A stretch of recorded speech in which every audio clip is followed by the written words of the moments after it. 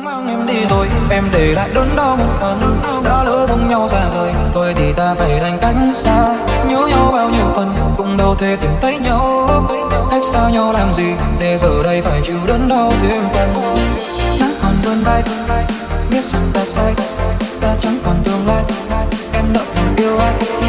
Nắng còn vươn vai, biết rằng ta sai, ta chẳng còn tương lai. Em nợ lòng yêu anh.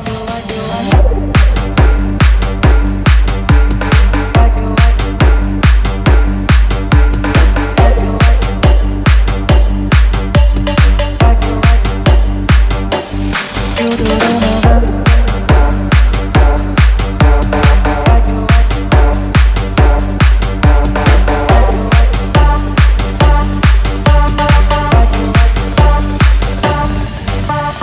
yêu từ đâu mà ra, khi chia xa vòng tay của nhau chỉ khiến ta thêm buồn đau.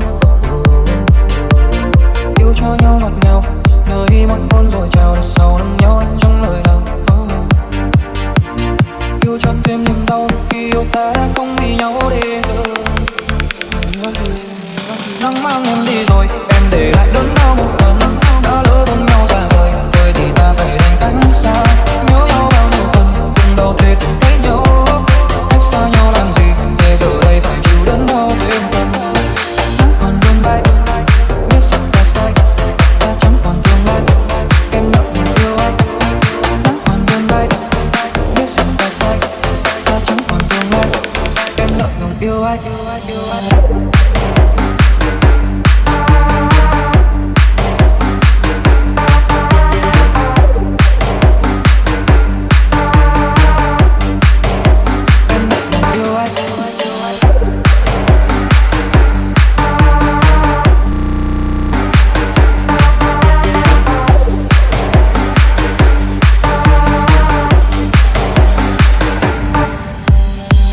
Rơi ngày hôm nào em mang đêm còn vẫn ngào, có ai vẫn mong có trông có chờ, bất cứ con nhớ vẫn trông vẫn chờ.